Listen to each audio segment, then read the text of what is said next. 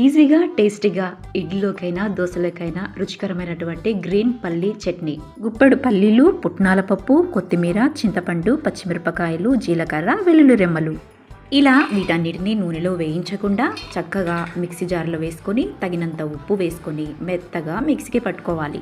ఇప్పుడు ఈ గ్రీన్ చట్నీని తాలింపు వేసుకోవడానికి స్టవ్ పైన కడాయి పెట్టుకొని కడాయి హీటెక్కిన తర్వాత 2 టేబుల్ స్పూన్ల ఆయిల్ వేసుకోవాలి. ఆ తర్వాత 1 టేబుల్ స్పూన్ జీలకర్ర ఆవాలు, 1 టేబుల్ స్పూన్ శనగపప్పు, ఆ తర్వాత మినప్పప్పు, ఆ తర్వాత ఎండుమిరపకాయలు, ఆ తర్వాత కరివేపాకు వేసి బాగా ఈ పోపుని ఎర్రగా వేయించుకోవాలి. ఆ తర్వాత మనము మెత్తగా మిక్సీకి పట్టినటువంటి ఈ గ్రీన్ పల్లీ చట్నీని ఈ పోపులోకి వేసేసుకోవటమే.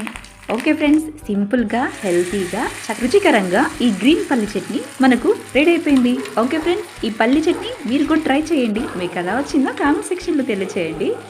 ఎంతో టేస్టీ ఈ గ్రీన్ పల్లి చట్నీని ఇడ్లీలోకి తినేద్దాం రండి.